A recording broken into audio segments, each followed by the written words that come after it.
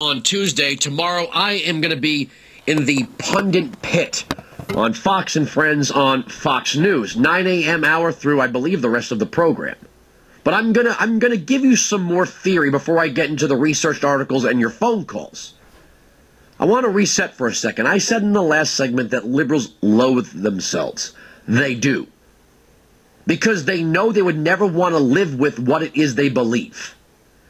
If wealthy liberals believed in wealth redistribution and total dominance of the economy by the government, then why is it that these people do not give all of their assets up to the federal government?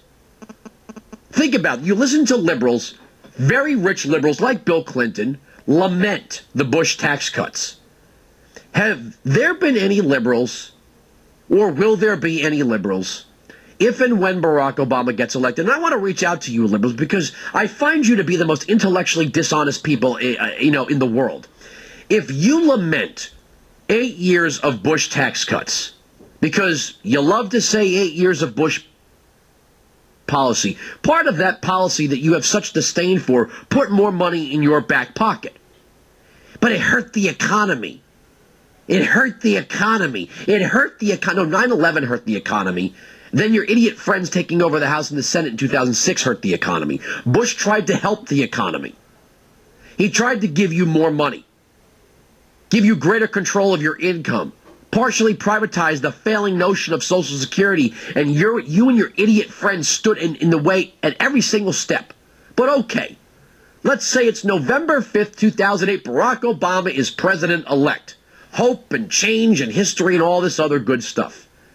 Now, I won't call Barack Hussein Obama Barack Hussein Obama. I'll call him Barack Hope Obama. Does that make you feel better? Barack Hope Obama. Hopama. Barack Hope gets in. November 5th. This is what I want you liberals to do. I want you to go back over your tax returns from 2001 to this year. And I want you to get on your computer and calculate what it was you saved in taxes. When you come up with that total number of dollars that you got back from the federal, or you didn't pay into the federal government, I want you to write a check for the total amount and send it to the federal government. Not the Obama campaign for his second term, not to some charitable organization to do good with. I want you to write it to the federal government. I want you to write a check to the IRS for the total amount of money you saved in taxes throughout the Bush years since you lament 8 years of Bush policy. Do that, and you're intellectually honest. Do it not, you are what you are. But here's something fascinating about liberals. They have a disdain for themselves, and that's why they hate you. Show me a liberal who's willing to live by what it is they espouse. You have to understand something about liberals. Liberals believe that by being liberals, they are by default smarter than everyone else. And the notion of elitism is not that you are smart, it's that you believe yourself to be better. And if you are smart by default and a liberal and believe yourself to be better by virtue, it's no wonder you believe that you know what's best for everyone else.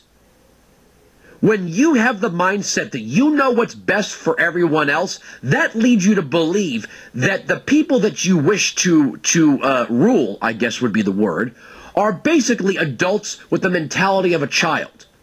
You believe we're a nation of baby Hueys.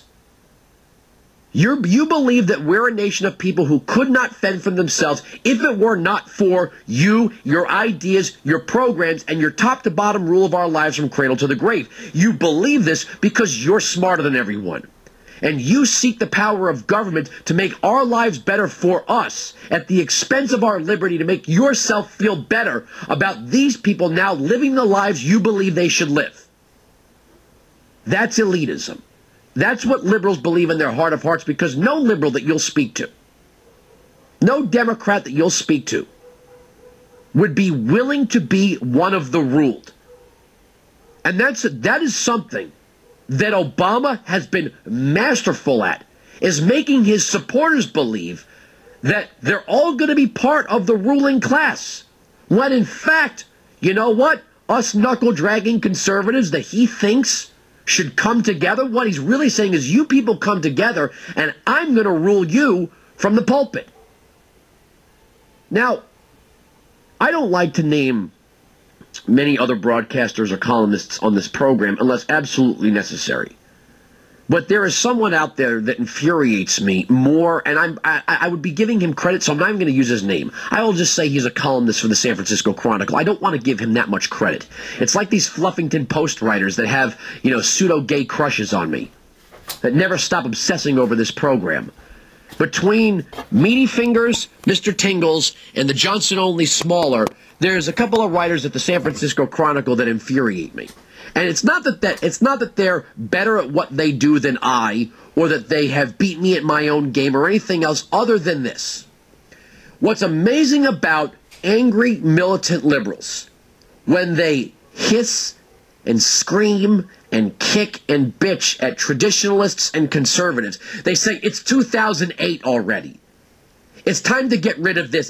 They really believe that they are the default position of this country, and you and I are left in the past.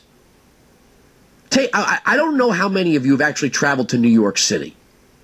I don't know how many of you have. But Greenwich Village, there's the East Village and the West Village. Beautiful architecture, great restaurants, great bars, a lot of great stuff to see and do in the village. And it's very, very bohemian, eclectic, gay as all hell. I mean, it's more Chelsea now, but parts of the village, I mean, you can't go in, you can't throw a rock without hitting two guys holding hands or a gay pride flag. With that said, these people assert ownership of this neighborhood. Same thing with San Francisco. Liberals have asserted ownership of San Francisco. San Francisco used to be where Dirty Harry patrolled the streets. If you look at old films from the 1960s, longtime San Francisco residents were shocked and horrified at the filthy, dirty hippie kids that were taking over their streets. Liberals move in like locusts, populate, if they don't abort their children, and then claim ownership. The fascinating thing about the neighborhoods in New York City that liberals claim as their ownership, meaning a conservative free zone, a John McCain, Sarah Palin free zone, a traditionalist free zone, a religion free zone, is that the neighborhoods that they've taken over used to be where the hardworking Italians lived, the hardworking Irish lived, the hardworking Jewish lived. These were the people that built these neighborhoods. These were the people that laid brick to mortar. These were the people that gave it character and charm. Not the eclectic writers and homosexual activists and wealth redistributors. They moved in after. They moved in after World War II, when the returning boys from Europe and the South Pacific came home, and they got their GI Bills, they got government loans, they moved out to places like Levittown in Long Island. They got their, when you come back from war and the government says, you know what, you spent your whole life in these apartments in Lower Manhattan, here's some money to afford a home. Believe me, baby, they jumped at it. And after World War II, New York City was like a vacant wasteland, because people fled the city for Long Island, for New Jersey, for Connecticut, for Westchester County, upstate, downstate, east, west, anywhere they could go to get a house. At a low rate, they left. And what they left behind is the crap that you have now. That same crappy mentality. These people